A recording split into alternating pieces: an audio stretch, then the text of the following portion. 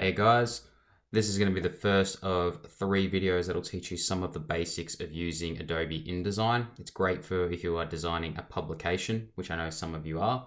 So I'm just going to walk you through some of the basic setups and how to use this program. Alright, so let's say you've opened InDesign like so. You can go to create a new document or go to File and New. We're going to create a document, not a book or a library. That's the way we're going to operate because you probably won't be designing anything too particularly large. To choose the right size for your document, you go to the print settings because you're going to be printing this, and there'll be a range of preset sizes that you can choose from. You can choose to adjust these to be custom sizes, whether you alter the width or the height, and you can adjust the orientation, whether to be portrait or landscape. There are also a range of templates that you can actually download and use, particularly if you're going to be designing like a trifold or a Z-fold booklet. They can be really helpful, but they're not the only templates you can use. You can actually go online and download more from Adobe stock.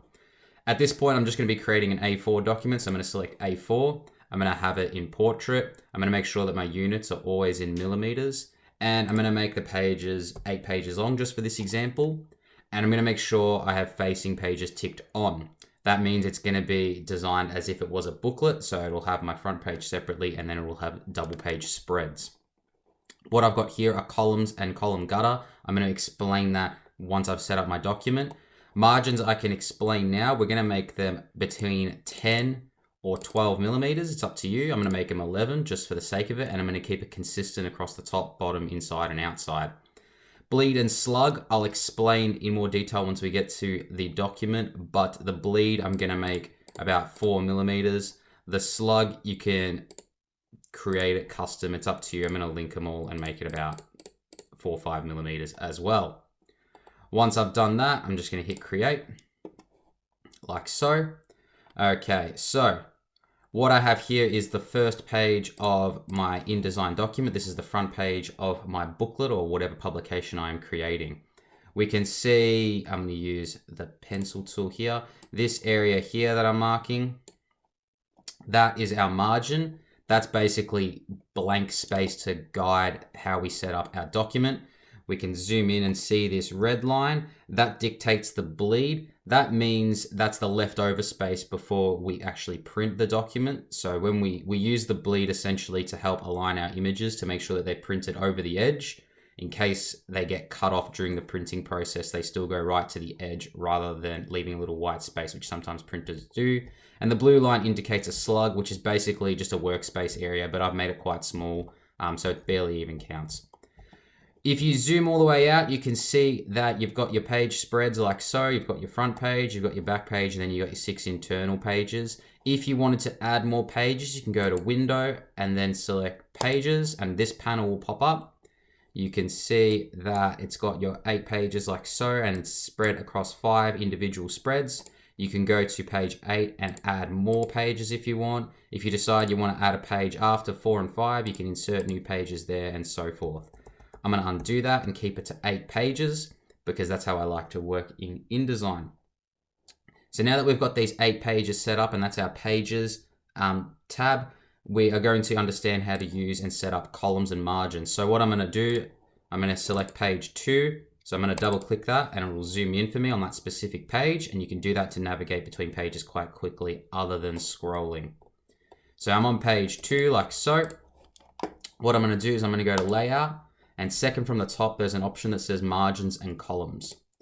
I'm going to make sure that the preview is enabled, and I'm going to start setting up the margins on my page to help dictate how I'm going to lay out the text. So right now it's only got 1 column, which is this large space in the middle. I'm going to decide to potentially add a second column, and we can see that it's splitting the pages.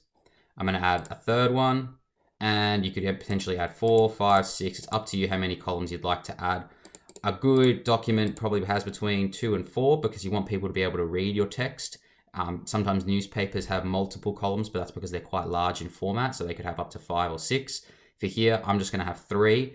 The gutter is this space in between my columns, and we can see as I increase the gutter, the space gets larger. Normal gutter is probably between about 4 and 5 millimeters. It's up to you depending on what kind of aesthetic you're going for. I'm going to make mine about 4, and I'm going to keep all my margins consistent as well across the page. But this is where you can increase or decrease your margins across the entire document. So I'm going to hit OK. And as you can see, it's applied to this particular spread, these margins and columns, but it hasn't applied to the rest of my document, which can be a bit frustrating. What you need to do for that is if you actually at the start select the first page you want to apply your margins and columns to, hold down Shift and select the last page. You can see that it's highlighted the 6 internal pages of this document. You then go to Layout, Margins and Columns, and you can actually adjust your document here, and it applies to all of them. And you can see that on the document behind me. And now it's applied to each of those pages. So they all have the exact same margins and columns. It's a little bit different to working in Illustrator because you're trying to work concurrently and keep it pretty consistent across. And it's a little bit different from working on artboards because it's quite dictated by how you use your margins.